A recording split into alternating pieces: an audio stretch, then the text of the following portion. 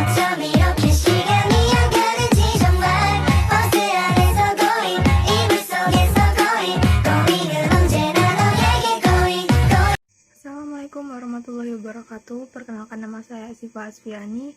Saya dari Prodi Akuntansi kelas 23A. NPM saya 23412038.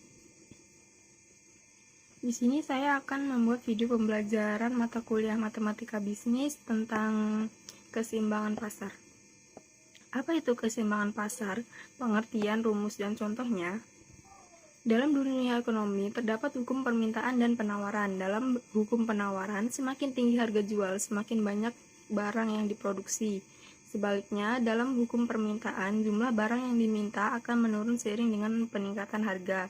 Akibatnya, agar semua barang dan jasa bisa terjual dengan baik, seorang pedagang dan pembeli harus melakukan tawar-menawar. Ketika keduanya telah menyepakati harga tertentu, maka terjadilah transaksi jual-beli. Harga tertentu inilah yang disebut dengan keseimbangan pasar. Keseimbangan pasar dalam matematika bisnis menurut Jacques merujuk pada titik pertemuan antara harga dan jumlah barang yang diminta dengan harga dan jumlah barang yang ditawarkan di sebuah pasar.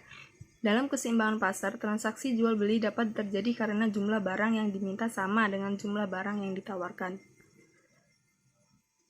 Pengertian keseimbangan pasar. Keseimbangan pasar adalah titik pertemuan antara harga dan jumlah barang yang diminta dengan harga dan jumlah barang yang ditawarkan, sehingga transaksi jual-beli bisa terjadi.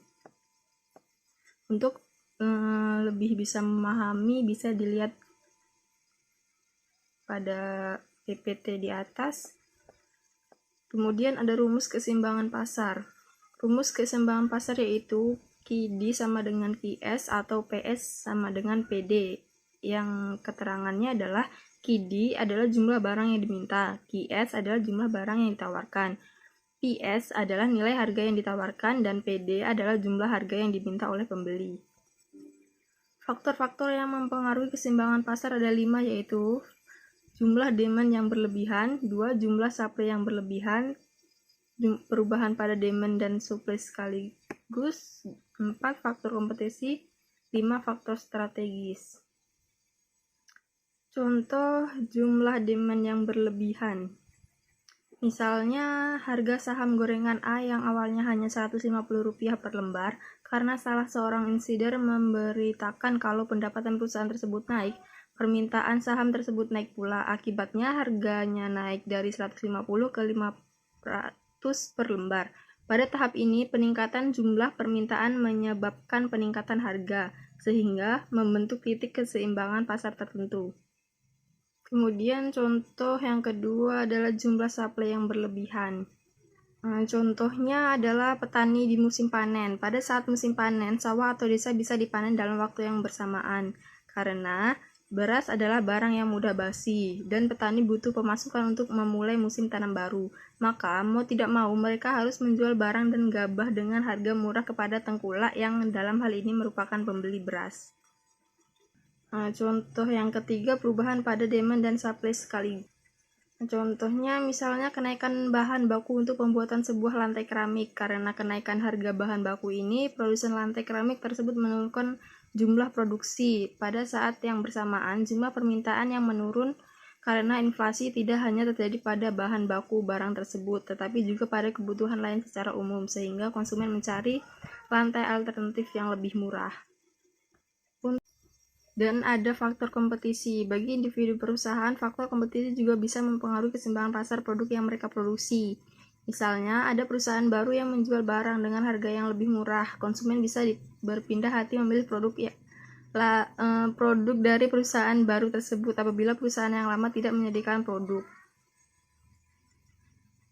dengan harga bersaing. Akibatnya, perusahaan lama tersebut dipaksa untuk menurunkan harga barang mereka di pasar.